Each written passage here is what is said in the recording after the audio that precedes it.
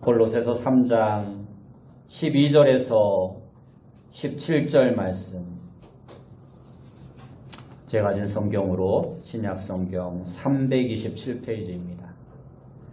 신약성경 327페이지, 골로새서 3장 12절에서 17절 말씀,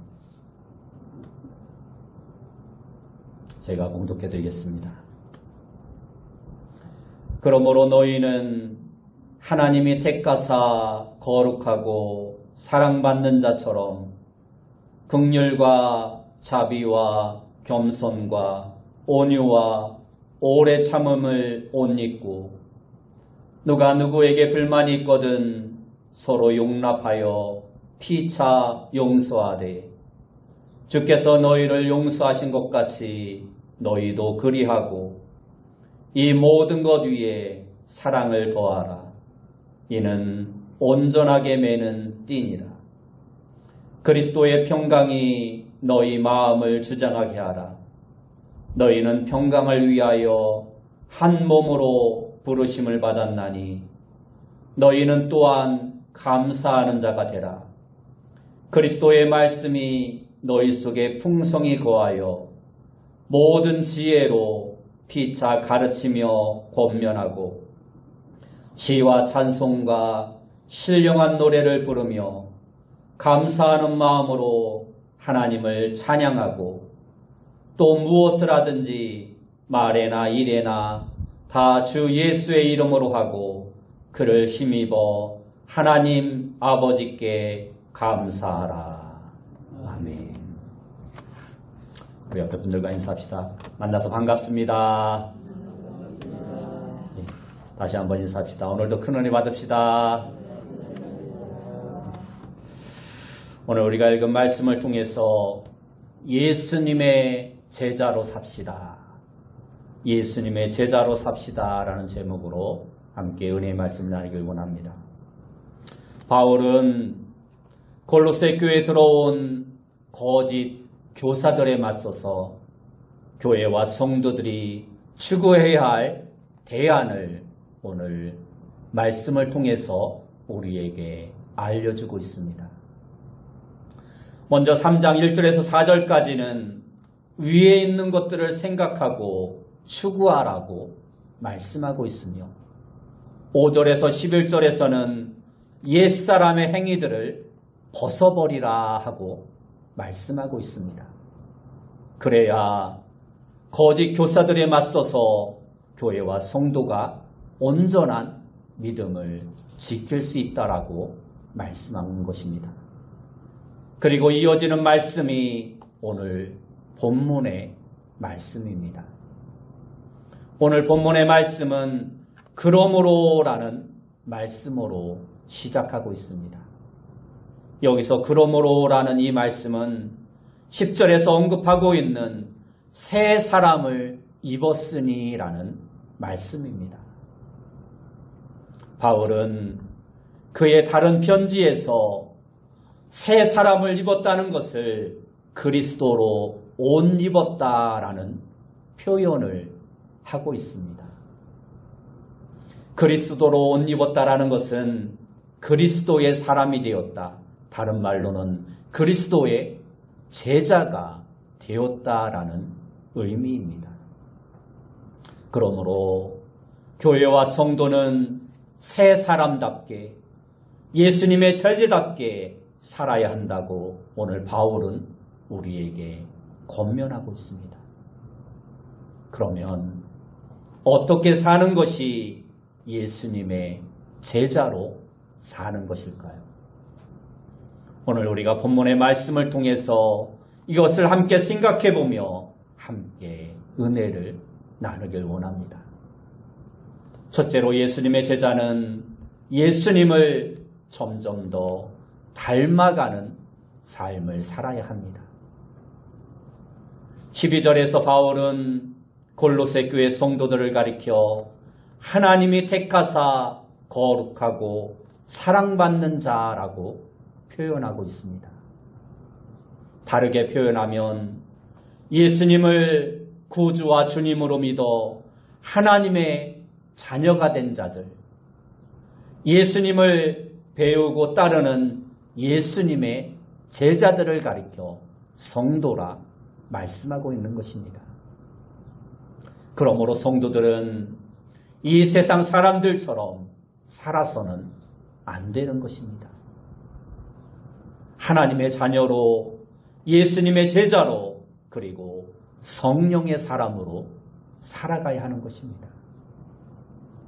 그런데 너무도 감사하게도 성도인 우리가 지금 이 땅에서 어떻게 살아가야 하는지 예수님께서는 아주 명확하게 우리에게 보여주셨습니다.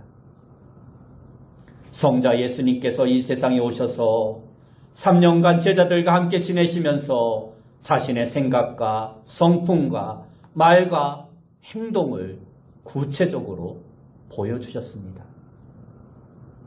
그 제자들이 예수님에게서 보고 들은 것을 증언하였고 그 증언을 기록해 놓은 것이 바로 복음서입니다.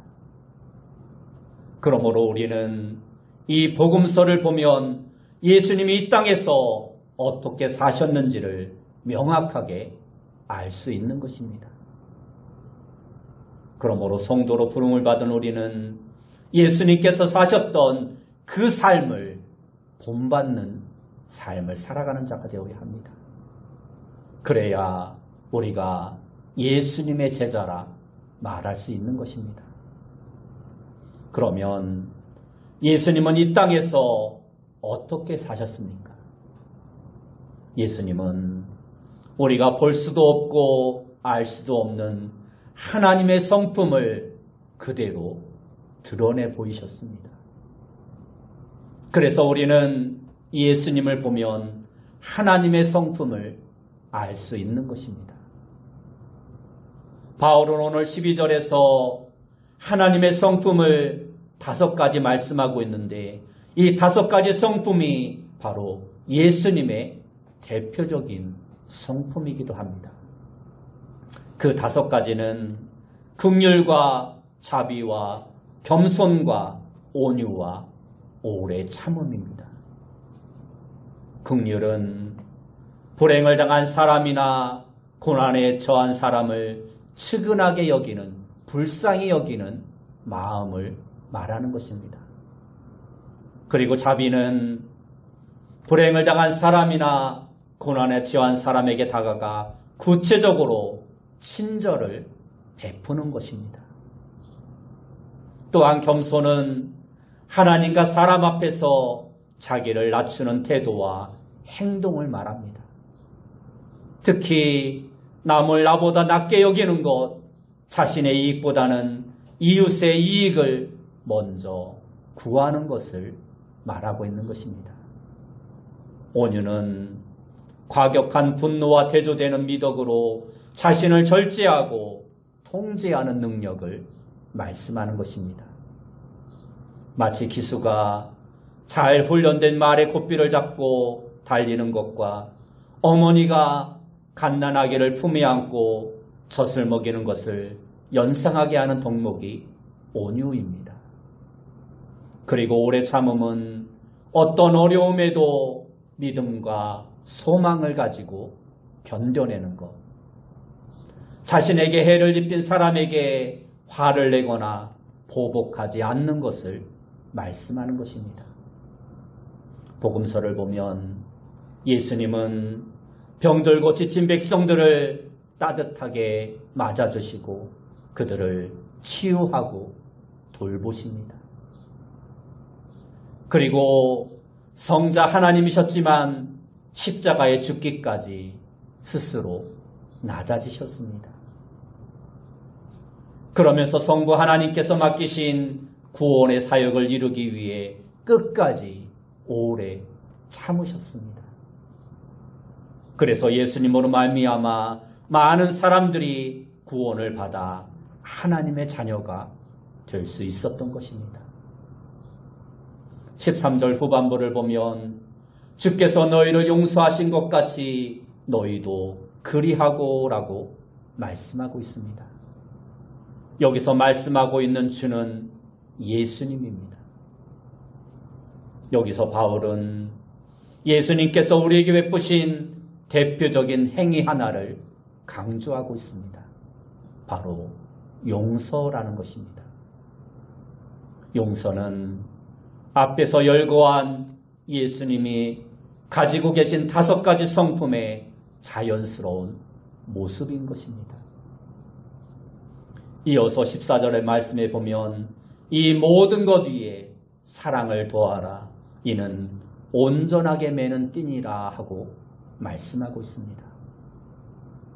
이 모든 것이란 5가지의 성품인 긍휼과 자비와 겸손과 온유와 오래 참음과 또한 그 성품에서 나오는 용서를 말씀하고 있는 것입니다. 이 모든 것들 위에 사랑을 더해야 하는 이유를 바울은 그 사랑이 바로 온전하게 매는 띠이기 때문이라고 말씀하고 있습니다. 고대의 사람들은 통으로 짜여진 원피스 하나를 입고 허리에 띠를 동여 매었습니다. 그래야 활동하기에 편하고 단정하게 보이기 때문입니다. 예수님의 제자인 우리들은 점점 더 예수님을 닮아가는 것을 삶의 최고의 목표로 가지고 살아가야 합니다. 다시 말해서 예수님의 성품과 용서와 사랑을 본받아 삶 가운데 실천하는 자가 되어야 하는 것입니다. 예수님을 구주와 주님으로 믿어 하나님의 자녀가 우리들은 그리스도 안에서 한 형제 자매가 된 것입니다. 그러나 한 형제임에도 불구하고 서로 간에 불만이 생기기도 하고 생각과 의견이 다를 때도 있고 그래서 때로는 오해도 생기게 됩니다. 때로는 이해가 안 되는 말과 행동 때문에 마음에 상처를 받을 때도 있을 수 있습니다. 그럼에도 바울은 서로를 용납하고 용서하라고 말씀하고 있습니다. 물론 이 말씀은 형제의 죄를 두둔하고 눈 감아주라는 말씀은 아닙니다.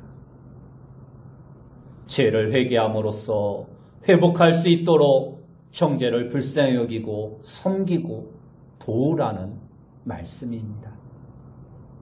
그러면서 바울은 서로를 용납하고 용서해야 할 근거를 제시하고 있습니다. 13절 후반부에 보면 주께서 너희를 용서하신 것 같이 너희도 그리하고 라고 말씀하고 있습니다. 우리를 향하신 예수님의 용서는 과거에 예수님을 영접했을 때만이 아니라 지금도 계속되어지고 있습니다. 우리가 회개할 때 예수님께서는 즉시 우리의 죄를 용서하십니다. 그러므로 우리가 예수님께 받은 용서는 끝이 없고 한이 없는 것입니다. 그에 비하면 우리에게 행한 형제 자매의 죄는 티끌과도 같은 것입니다. 그러므로 누군가에게 불만이 생기면 먼저 내 자신이 예수님께 받은 죄 용서의 은혜가 얼마나 크고 풍성한지를 생각해 보아야 합니다. 그러면 자연히 우리는 형제를 용납하고 용서할 수 있는 마음의 여유가 생기게 되는 것입니다.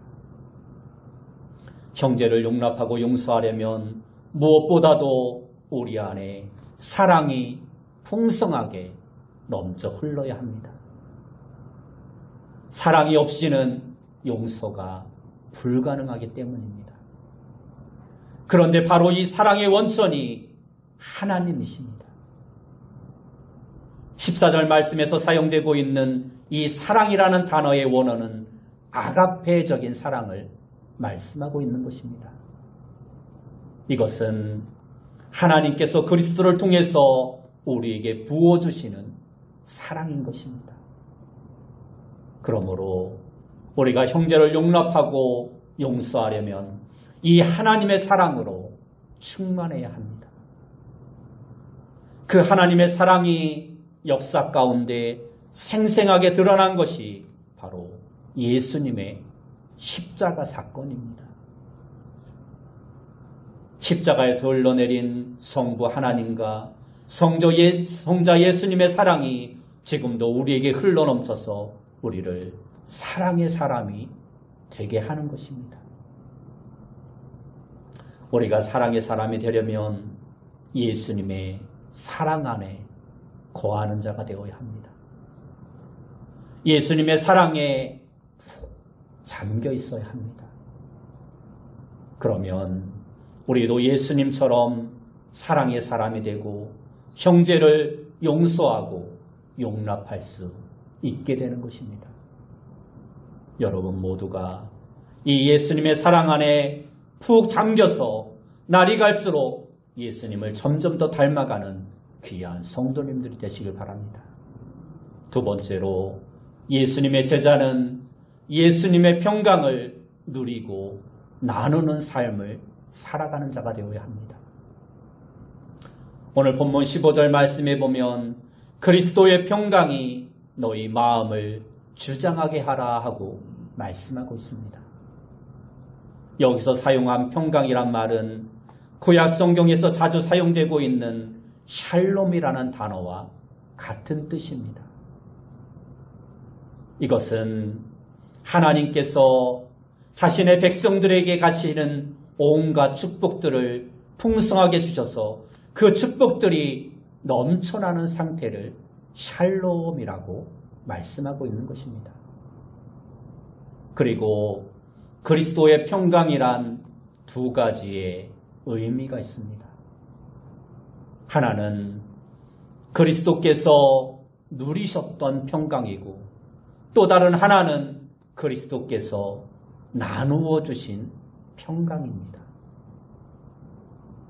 예수님을 3년간 따라다녔던 제자들은 주변의 환경과 사람들 때문에 마음이 불편할 때가 많이 있었습니다. 큰 두려움에 휩싸여 아우성 칠 때도 있었고 동료들보다 더 높아지려고 서로 시기하며 싸울 때도 있었습니다. 또한 예수님을 따르는 것이 자신들의 앞날에 유익할 것인지 의심하기도 했습니다. 그래서 겟세마네 동산에서 예수님께서 체포되실 때에는 모두 두려워 도망을 치고 말았습니다. 그리고 예수님께서 십자가에 달려 죽으셨을 때는 큰 슬픔과 절망에 빠져버렸던 것입니다. 그러나 예수님은 달랐습니다. 제자들이 목격했던 예수님은 항상 평온하셨습니다. 사람들이 때를 지어 몰려와도 일일이 대면하시면서 그들을 받아주셨습니다. 배를 타고 큰 풍랑이 몰아치는 바다를 지날 때에도 고물에 누워 깊은 잠을 주무셨습니다.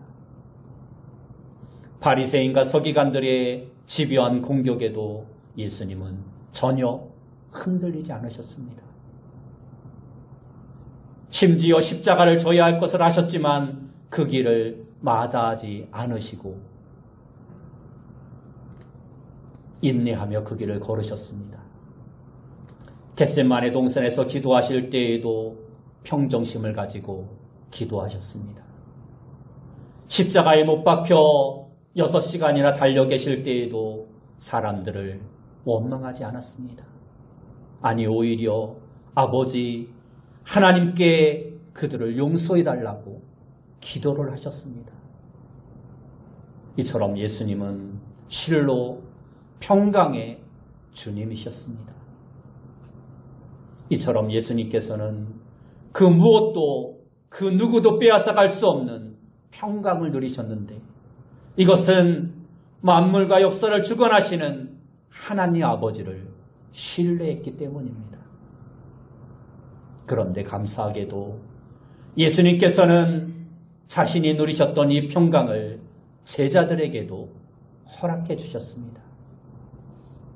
요한복음 14장 27절 말씀에 보면 평안을 너희에게 끼치노니 곧 나의 평안을 너희에게 주노라. 내가 너희에게 주는 것은 세상이 주는 것 같지 아니하리라. 너희는 마음에 근심하지도 말고 두려워하지도 말라 하고 말씀하고 있습니다. 그리고 예수님께서는 제자들에게만이 아니라 자기에게 나오는 모든 병자와 장애인들과 죄인들에게까지도 이 평강을 누리게 하셨습니다. 또한 예수님의 제자들에 의해 세워진 교회도 예수님의 평강을 누리고 나누는 공동체로 부름을 받았습니다. 오늘 본문 15절 말씀에 오면 너희는 평강을 위하여 한 몸으로 부르심을 받았나니 라는 말씀이 바로 그것입니다. 이처럼 교회와 성도는 무슨 일을 하든지 그 가정과 목적에 평강이 자리 잡고 있어야 하는 것입니다. 오늘날 분열과 분쟁으로 가득한 이 세상에서 교회와 성도는 예수님으로부터 보냄을 받은 하늘나라의 평화를 전파하는 대사가 되어야 하는 것입니다. 이처럼 교회와 성도가 그리스도의 대사직에 충실하려면 먼저 그리스도의 평강이 우리 안에 가득해야 하는 것입니다. 하나님과의 관계, 성도들과의 관계에 평화가 넘쳐 흘러야 합니다. 그래야 세상에 그리스도의 평화를 흘려보낼 수 있는 것입니다. 그러면 우리가 어떻게 해야 예수님처럼 평화로 충만한 교회와 성도가 될 수 있을까요? 그 방법은 예수님처럼 우리도 하나님을 신뢰하고 그 하나님께 나아가 무시로 깨어 기도해야 하는 것입니다. 그렇게 기도할 때 가져야 할 중요한 태도가 바로 감사입니다. 그래서 오늘 본문 15절 말씀에도 보면 평강과 감사라는 단어를 이어서 연결하고 있습니다. 우리의 기도에 더 좋은 것으로 응답하실 하나님께 감사하며 기도할 때 예수님의 평강을 누리고 또한 그 평강을 나누는 사람이 될 수 있는 것입니다. 여러분 모두가 이처럼 평강을 누리고 나누는 귀한 성도님들이 다 되시기 바랍니다. 세 번째로 예수님의 제자는 예수님의 말씀으로 충만한 공동체를 이루어가는 삶을 살아야 합니다. 16절 말씀에 보면 그리스도의 말씀이 너희 속에 풍성히 거하여 라고 말씀하고 있습니다. 여기서 그리스도의 말씀은 두 가지의 의미로 이해할 수 있습니다.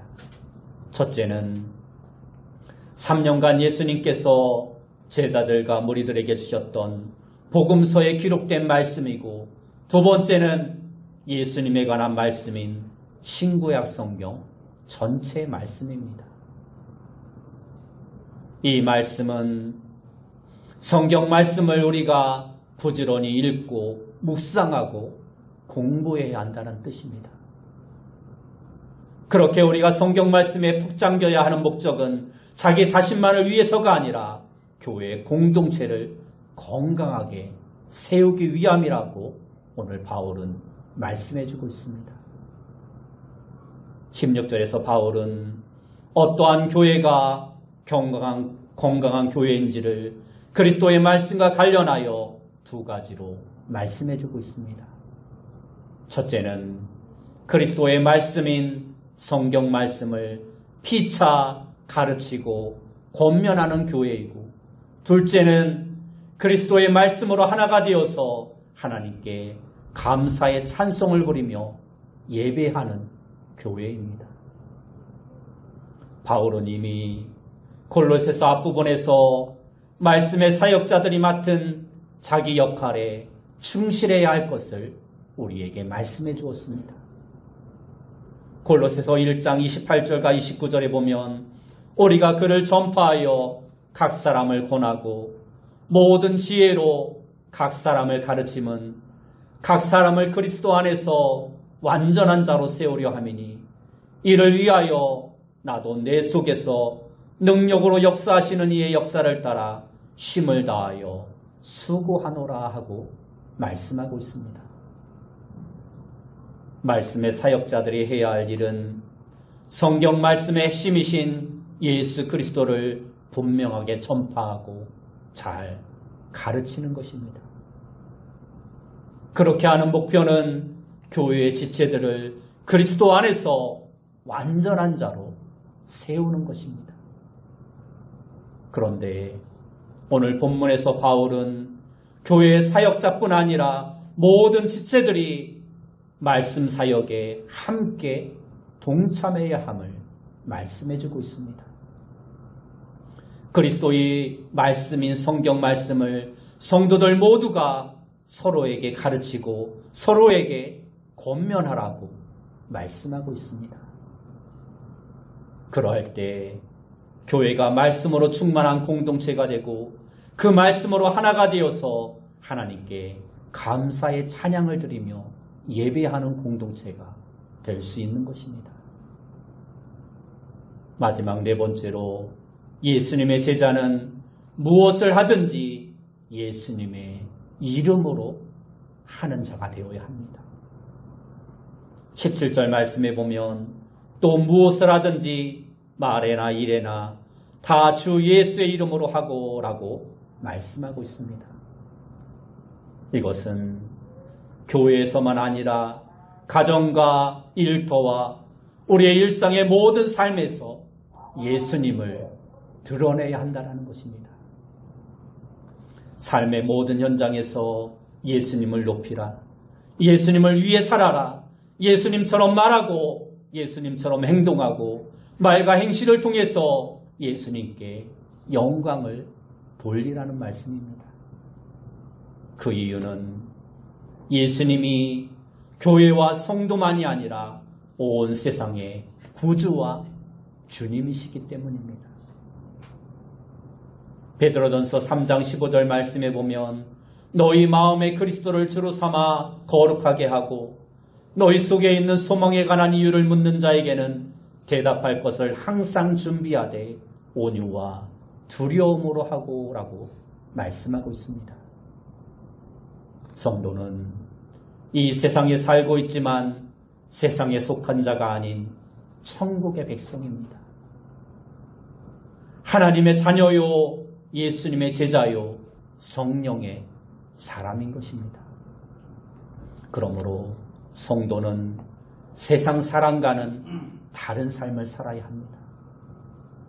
세상의 문화나 세상의 지배정신을 따르지 말고 하나님께서 기뻐하시는 삶을 살아가는 자가 되어야 합니다. 그러면 하나님을 믿지 않는 불신 이웃들이 우리의 모습을 보고 도전을 받을 것입니다. 그리고 이렇게 물을 것입니다. 왜 너는 우리들과 다른 삶을 살아가고 있느냐? 그러면 우리의 준비된 대답은 하나입니다. 저에게 참 소망을 주신 예수님 때문입니다. 당신도 저처럼 예수님의 제자가 되면 그 이유를 알 것입니다. 우리는 우리에게 그 이유를 묻는 자에게 이렇게 대답할 것을 항상 준비하고 있는 자가 되어야 합니다. 우리의 삶의 모습을 통해서 그들에게 주를 증거하는 삶을 살아야 한다는 것입니다. 17절에 계속되는 그를 힘입어 하나님 아버지께 감사라는 것은 모든 삶의 현장에서 그리스도를 힘입어 하나님 앞에 나아가 예배하는 삶을 살라는 것입니다. 주일의 공예배만이 아니라 우리의 삶 전체가 하나님께서 기쁘게 받으실 예배의 삶이 되어야 한다는 것입니다. 그래서 로마서 12장 1절 말씀에 보면 그러므로 형제들아 내가 하나님의 모든 자비하심으로 너희를 권하노니 너희 몸을 하나님이 기뻐하시는 거룩한 산제물로 드리라. 이는 너희가 드릴 영적 예배니라 하고 말씀하고 있습니다. 이처럼 모든 삶의 현장에서 매 순간 예수님을 의지하여 하나님께 나아가 감사의 예배를 드려야 하는 자라야 예수님의 성숙한 제자라 말할 수 있는 것입니다. 여러분 모두가 주일만이 아니라 일상의 모든 삶에서도 하나님께 예배하는 예배의 삶을 살아가는 성도님들 되시기 바랍니다. 말씀을 맺겠습니다. 오늘 본문에서 사도 바울이 소개한 중심인물은 바로 예수 그리스도입니다. 그리고 바울은 그리스도의 성품, 그리스도의 용서, 그리스도의 사랑, 그리스도의 평강, 그리스도의 말씀, 그리스도의 이름이라는 단어를 강조하여 우리에게 말씀해주고 있습니다. 바울이 이러한 단어들을 사용하여 강조하고 있는 것은 우리가 그리스도처럼 살게 하기 위한 것입니다. 그리스도의 성품, 그리스도의 용서, 그리스도의 사랑, 그리스도의 평강, 그리스도의 말씀을 우리가 본받아 살아야 우리가 참된 그리스도의 제자라는 이름에 합당한 삶을 살 수 있다는 것입니다. 오늘 설교의 제목처럼 바울은 우리에게 예수님의 제자로 살라라고 강조하면서 예수님에 대한 여러 가지 단어들을 우리에게 사용하고 있는 것입니다. 예수님처럼 생각하고 예수님처럼 말하고 예수님처럼 행동하고 예수님처럼 평강을 나누어주는 삶을 살라라는 것입니다. 그렇게 사는 것이 하나님께서 기쁘게 받으시는 우리의 삶의 진정한 예배인 것입니다. 그리고 그렇게 살면 우리도 그리스도의 평강을 누리고 그 평강을 나누는 사람이 되어 더욱더 감사할 것이 넘치는 풍성한 사람이 될 수 있는 것입니다. 여러분, 이번 한 주간, 아니 여러분의 매일매일의 삶 가운데 예수님이 드러나도록 하시기 바랍니다. 이것이 예수님의 제자인 우리가 이루어야 할 중요한 과업이요 사명인 것입니다. 그렇게 살 때 우리의 불신 가족과 이웃들이 예수님께 관심을 갖게 되고 우리가 품고 있는 그 소망에 관한 이유를 우리에게 묻게 될 것입니다. 그러면 우리는 아주 자연스럽게 우리가 가지고 있는 그 소망의 이유를 증거할 수 있게 되는 것입니다. 여러분 모두가 이처럼 예수님의 제자로 살아가 날마다 하나님의 이름을 세상 가운데 나타내 보이며 풍성한 삶을 살아갈 수 있는 귀한 성도님들이 다 되시길 예수님의 이름으로 축원합니다. 기도하겠습니다. 사랑하는 주님, 우리가 참된 예수님의 제자로서 우리의 삶과 말과 언행과 행동과 우리의 모든 것이 예수 그리스도를 닮아가는 삶을 살아가는 자 되어줄 수 있도록 인도하여 주옵소서. 그리하여 우리 안에 있는 소망을 묻는 자들에게 담대하게 예수 그리스도를 증거하는 삶을 살아갈 수 있는 귀한 성도들 되어줄 수 있도록 인도하여 주옵소서. 예수님의 이름으로 기도드리옵나이다.